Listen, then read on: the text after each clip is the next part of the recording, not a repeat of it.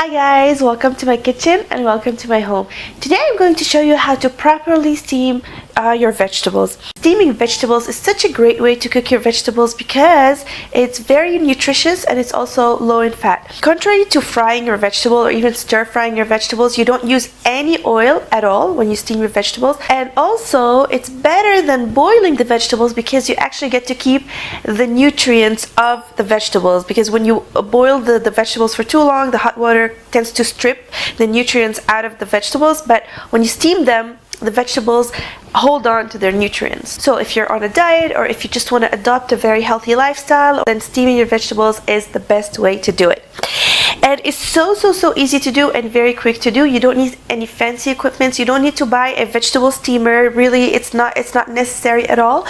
All you need is something like this. This is I believe it's called a steamer insert or a steaming basket, and basically I got this from IKEA for less than $5. And what you do is you place this into any pot. It's pretty flexible, so you get to use it in any size of pot. If you can't find it, then what you can also do is you can get a colander, like a stainless steel colander, and just basically this one here fits on top of my pot here and it works just as well. So basically what you need is some kind of equipment that has holes in it where you can place your vegetables without them actually touching the water, and they have to have holes to allow the steam to basically get all over the pot and steam your vegetables properly.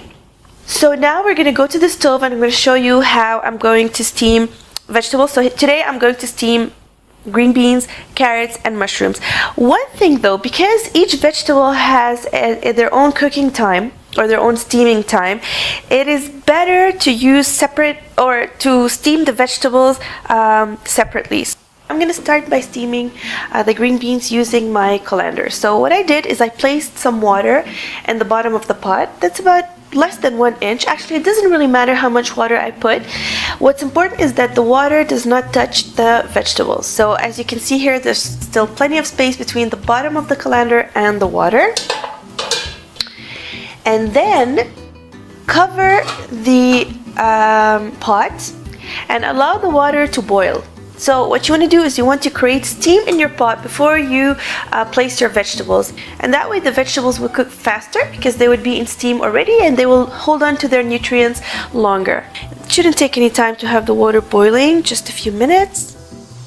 You see now the pot is steaming, so I'm going to place the beans in one layer like that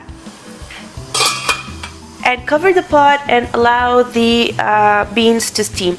Now the steaming time will depend on the type of vegetable, of course, and also the size of how big or small you cut them. I don't usually keep up with a specific time. What I do is that I check on them a few minutes later, and I know that they're done when I can poke them with a fork easily. So for these particular vegetables, they're going to take about 5 minutes approximately. Okay, so 5 minutes have passed, and you see, I know that my beans are done because if I poke my fork into them, I can do that very easily. Ready? It's not too tender, it's still a bit crunchy, and that's how I like it. So what I'll do is I'll remove the beans.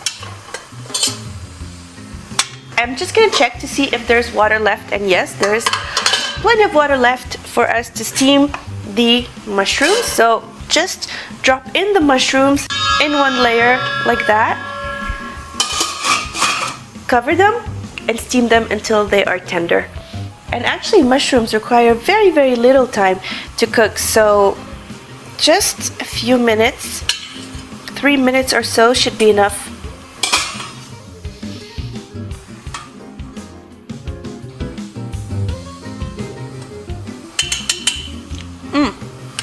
So good. So normally at this stage I would add the rest of my vegetables and so on and so forth, and if I need to add some more water I would. But actually what I'm going to do is I'm going to steam my carrots in a different pot just to show you how to use the steaming insert. I'm going to use this one here. add some water, and now I'm going to place my steaming basket or my steaming insert.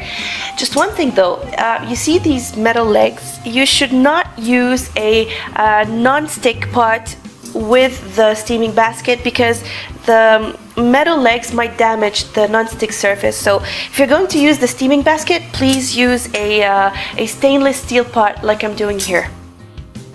Again, I placed enough water so that it goes about halfway up through the leg here.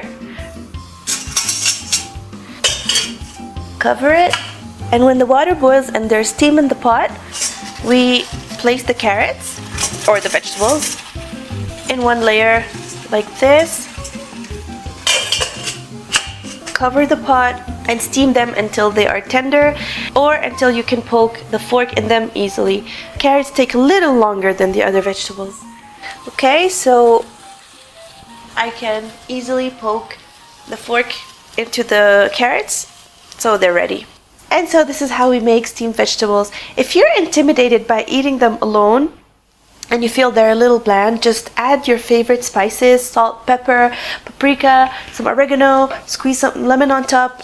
It will be absolutely delicious. Usually I eat my steamed vegetables on the side of chicken.